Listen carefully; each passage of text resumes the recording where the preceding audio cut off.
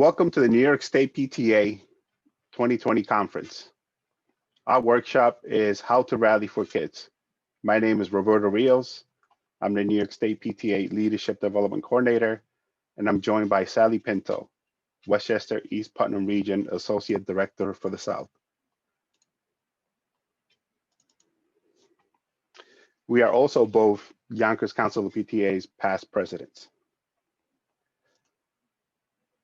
A quick overview. We'll talk about advocacy, which is PTA at its core, advocacy strategy and execution, what you should know your leaders and their calendars, know the calendar of advocacy activities, know why you're advocating, what is your why, building up relationships, how to build up those relationships, the logistics of a rally. We'll talk about roadblocks, following up, and we'll also give some contact information for our New York State government leaders. Advocacy. As we all know, advocacy is at the core of PTA. PTA is first and foremost an advocacy association. PTA advocacy is speaking up for every child. PTA advocacy is to ensure a high quality education for every child. PTA advocates engage families, communities, education stakeholders, local, state, and federal levels of government for the rights of all the children and families. Advocacy is at the heart of PTA's mission and vision.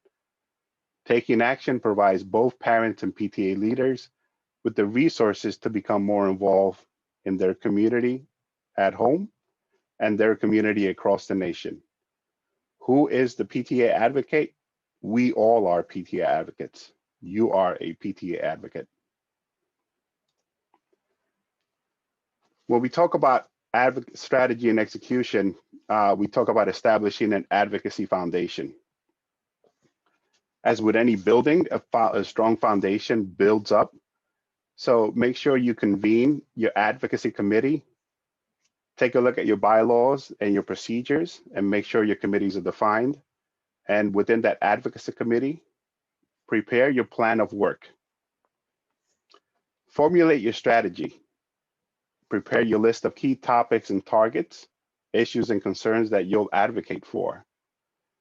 Research and align. Do your own fact-finding on issues and the stakeholders that are impacted by those issues. Take a look at your classroom, schools, district, local, and state. Also, where we have published position papers, resolutions, and letters of statements. Take a look at your support structure. Remember why folks join PTA. Maybe there was a local issue with their child in their school or in their classroom. What is the bottom line? Advocacy is for all children with a larger focus. Prepare your advocacy campaign. PPRE, I like to call it. Plan, prepare, record, and execute. Gather support. You are your kid's first advocate.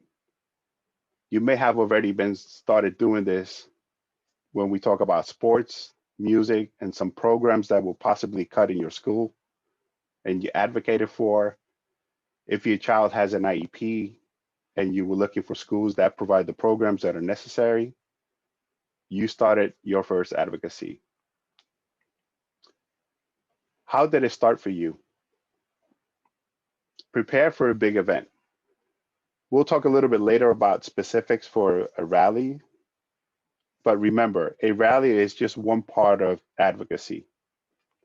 There are breakfasts, parents speaking in public forums, rallying at the schools, public hearings, budget hearings.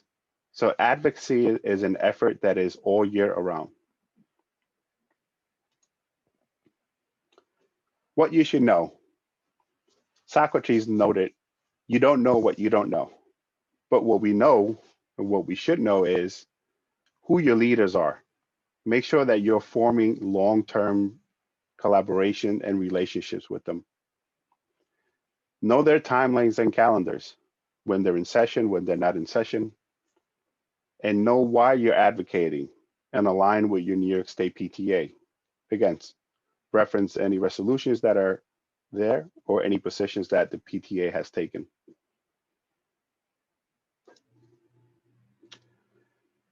Our leaders start with Governor Cuomo, Senate Majority Leader Andrew Stewart Cousin, and Education Chair Senate Shelley Mayer. Also Speaker Carl Hasties and Education Chair on the Assembly side, Mike Benedetto. And also Assembly Majority Leader Crystal Stokes. These are some of our representatives. Which are your representatives in your district, in your town?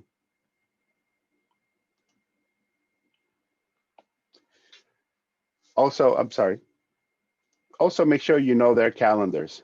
So their legislative calendars, just the times they're in session up in Albany and the times they're back locally in your town as well. Know the calendar for advocacy activities. Again, we say that advocacy is all year round.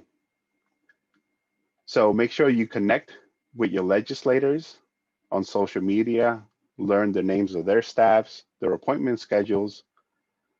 Make sure you take out the time to meet. Let your PTA New York State office know possible follow-ups with your state legislators as well.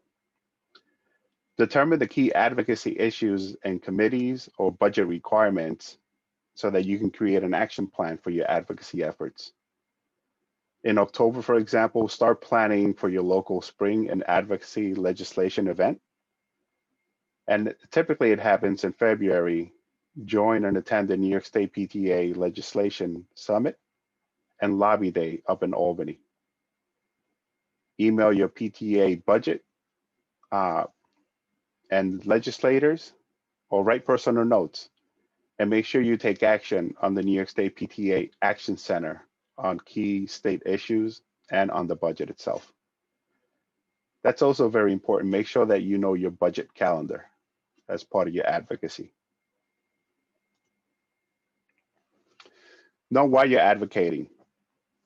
Reference your advocacy plan of work that your committee has put together.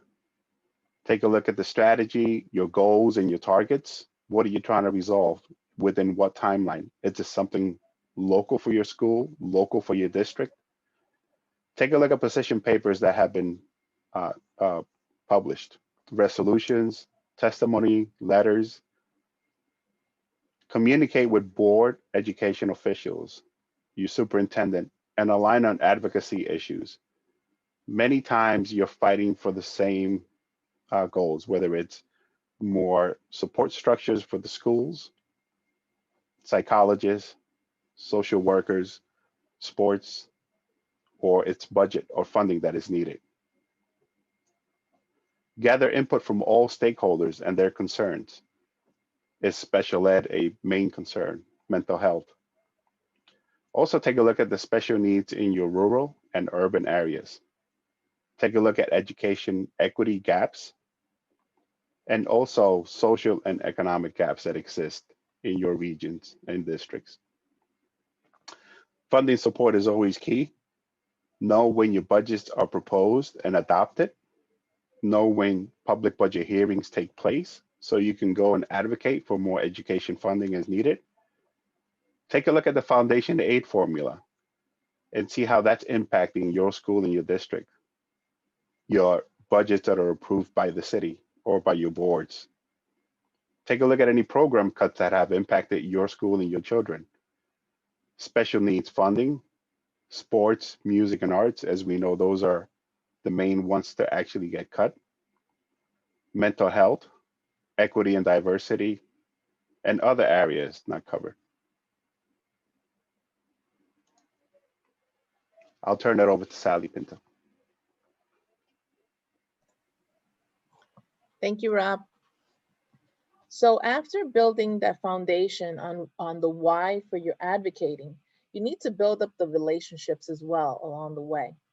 That includes the relationships with parents, guardians, students, and families, with your superintendent, with the Board of Education, with your principals, teachers, and staff, with other PTAs, whether they be local, regional, statewide, or national, with elected officials, all the way from county, city, town, to New York State elected officials, your union, both local and state leaders, and community-based organizations.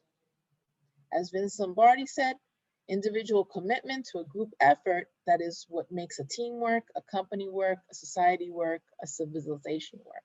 So we're looking for teamwork. How do you build those relationships? Who do you meet with? Well, you meet with all the previous stakeholders that were mentioned. And how often do you meet? It depends. So you should definitely be meeting with your principals and school leaders at least on a monthly basis. And if issues come up, then you meet if it's warranted for you to meet even more. With your state legislators and your local officials, you should be meeting regularly, maybe every few months, as the budget gets closer. And what meetings do you attend? You should attend as many meetings as you can, or send a representative to the meetings. So if there's Board of Education meetings, have a representative there, or any policy meetings or committee meetings, you should have representatives there so that you know and they know that you are on the issues. What are your talking points at these meetings when you're able to speak publicly?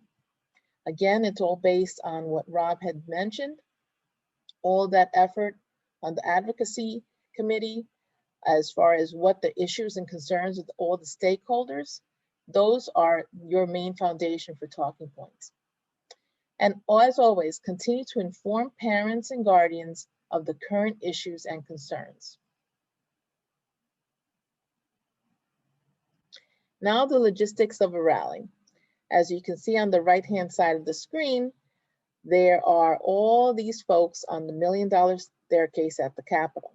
And they have signs and they have smiles. They've been chanting, they've been screaming, they've been telling everyone about their concerns for their education. The work starts early for this one big day. It starts early in December. And Yonkers, with 40 schools and 27,000 students, her work starts very early. We select a date and a snow date.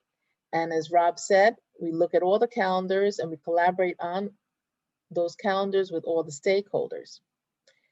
At the same time, we start coordinating meetings with the legislators that take place the day of the rally. So we have our rally on the $1 Million Staircase, and then a subset of attendees go to those meetings. So getting those meetings together also starts early. You also have to figure out how you will get to Albany. The number of buses, paying for the buses. As you know, New York State PTA guidelines that PTAs do not pay for buses, so someone has to donate funds to pay for those buses. And we always have to ensure that a diverse group of attendees represents your district. You continue to work with the transportation department and the bus companies to ensure that there are enough buses available that day for your rally. And you work on the logistics of arrival and departure to ensure that everyone gets there and comes back home safely. In a COVID year, what do you do? We'll cover that in a few slides. So everything is communication, communication, communication. You can never have enough of it. You communicate to all stakeholders, whether they be parents, students, staff, PTAs, district leadership, Board of Education, community organizations, elected officials. It's important for them to know what your why is and for them to know what you're going to do about your why. There are different forms of communication. You can have letters to elected officials. You can have flyers about your advocacy campaign and theme. And as you see on the right-hand side, once again, we have a flyer in Spanish and English with our theme and our concerns on it. You communicate to social media, and have others share your social media posts. We have Blackboard Connect in Yonkers, and that's one phone call that is made and goes out to all the parents, staff, and students, and it can go out in 2 languages. As you see again, pictures. We love pictures, and we have pictures on the right-hand side again of our meetings with Senator Andy Stewart-Cousins, the one up on the top left, and the bottom left is our meeting with Senator Shelley Mayer. So as you can tell, we invite as many folks as possible and meet with as many folks as possible when we're up there.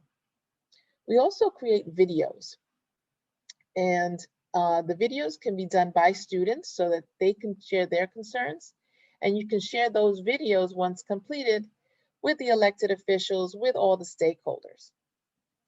We also invite you to write articles for your local newspapers, or invite local writers to interview you and focus on what your issues and concerns are for the education in your community. When do you do all this communication? All year round. Rob had said that before. It's just all year round. It's a continuous cycle. And again, you continue to share your talking points with all your stakeholders and get your message across in as many formats and languages as possible. The New York State PTA has translation support, and you should also discover whether your own district has translation support. So the logistics of a rally continued. Before Rally Day, there's a lot to do. You're confirming the meetings with the state delegation and other departments, and those meetings might come at a time during the rally, which is fine. You just make sure that the attendees that were supposed to be in that meeting or meetings goes to those meetings while the rally continues. We usually have the rally for an hour. You invite speakers and elected officials, school board officials, union delegates, New York State PTA, and student speakers on to the $1 Million Staircase, and make sure you know who goes first, second, etc. We even have a national anthem sung by one of our students. You want to finalize the attendees. Sometimes people get sick or can't make it, something else comes up. So you have their emails and phone numbers, and you want to finalize how many of them are actually coming on to the rally. A few days before, you write a press release and you contact the news media. The press release will help in, again, telling everyone about your talking points. And the news media might actually show up on the day you're headed up to Albany and put you as a news story for that night. And as many avenues as you can to communicate is what you want to do. We also prepare information packets for the legislators that have all our concerns and issues in a succinct manner, so that they understand where we stand. Now, they may have listened to us and they may have heard us a few times, but it's never, again, too much to communicate with the legislators as well.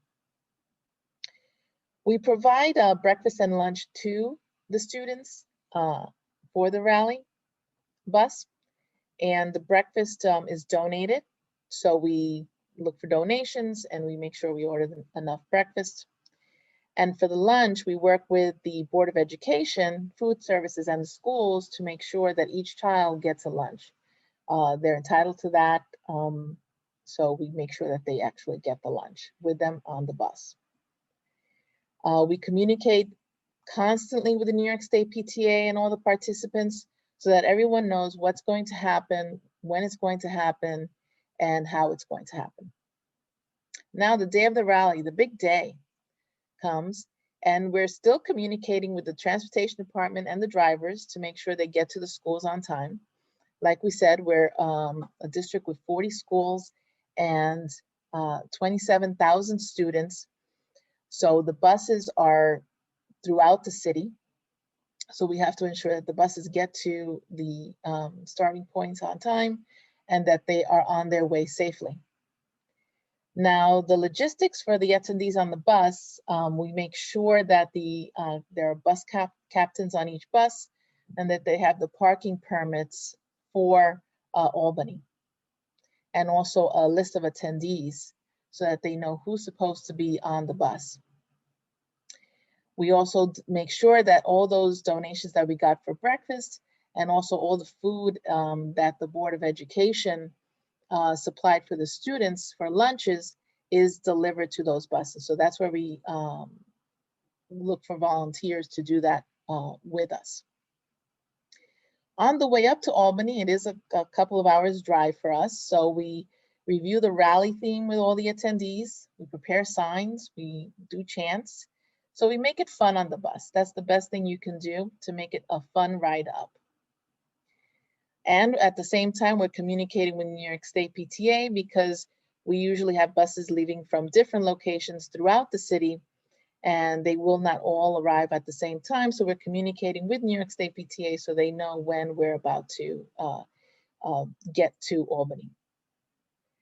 As we convene all the participants, the speakers and the presenters at the rally at the $1 Million Staircase, we convene them, we all get together, and we start when we're all together on the staircase. And as you saw with the previous pictures, we have hundreds of participants.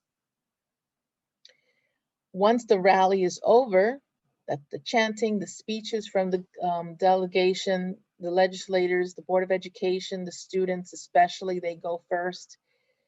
We get a subgroup of the attendees to the state delegation meetings. And those are the meetings that we've been working on since December.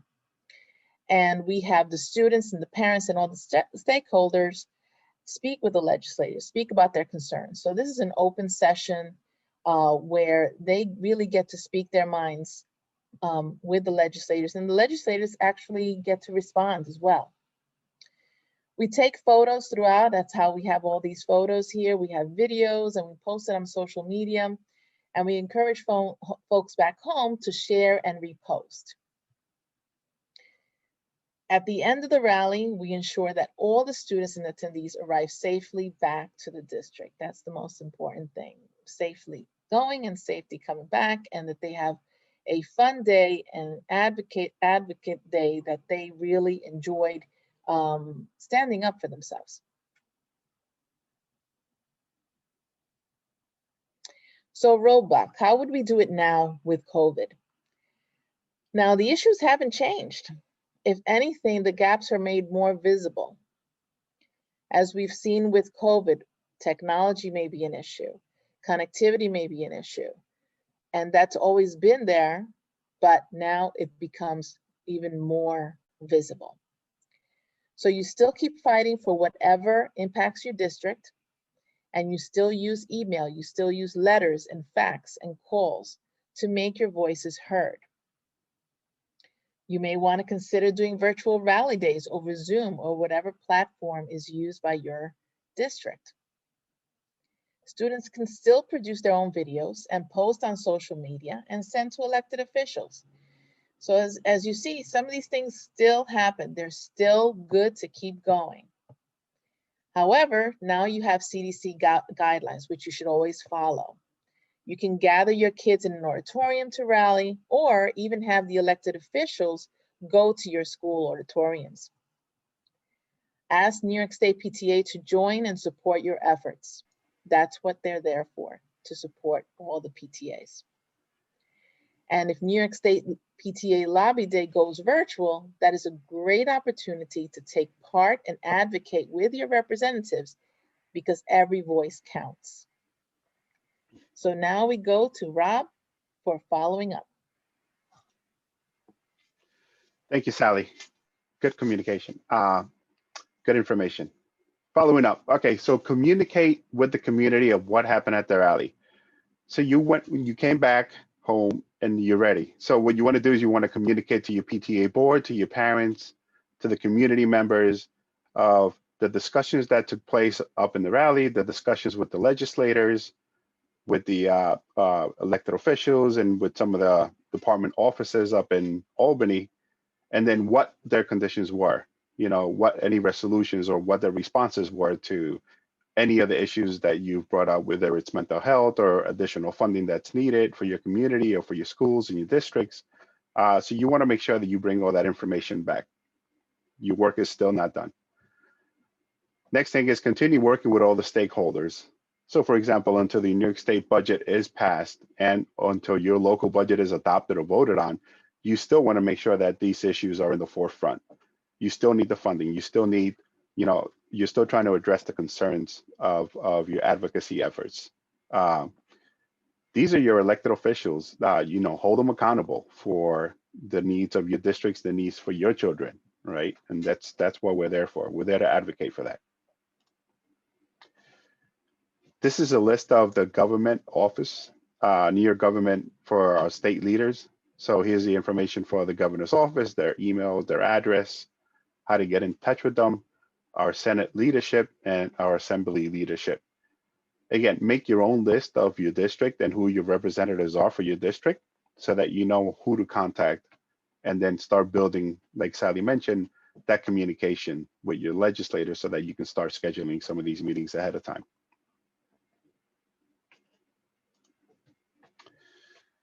Lastly, make this your advocacy story.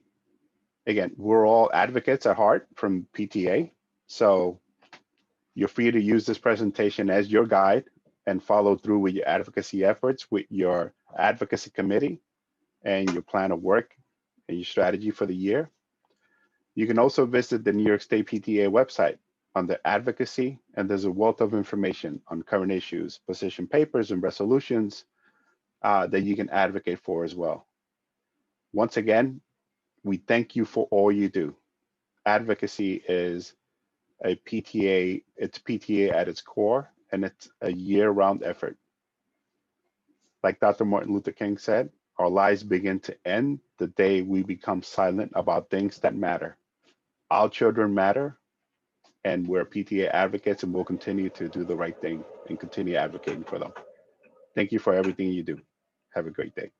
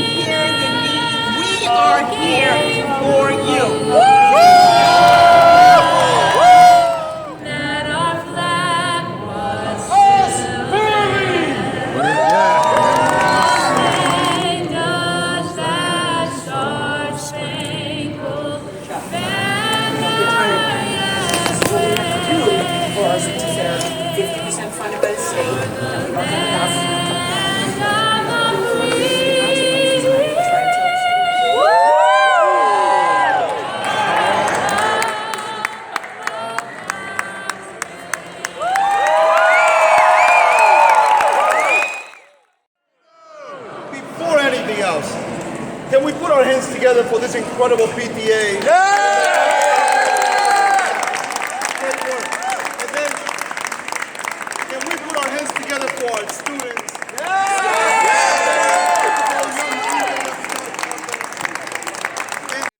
We do this for you. You make it happen, all of you. Every student that decided today to come here, and you're representing every other student back in Yonkers. All 26,000 of them. You are their voice. I'm just so honored to be here, and this is what PTA is all about. All of you students standing here advocating for your schools, for your teachers. You know, I think everybody in this Capitol needs to hear that the needs of students today are not the needs of the students 20 years ago, and the formula from 20 years ago does not work today. So we need to work to make changes for all of you because you are our future. I have 4 children. I represent 2.6 million children across the state of New York. It's not about my kids, it's about you. Yeah. Woo!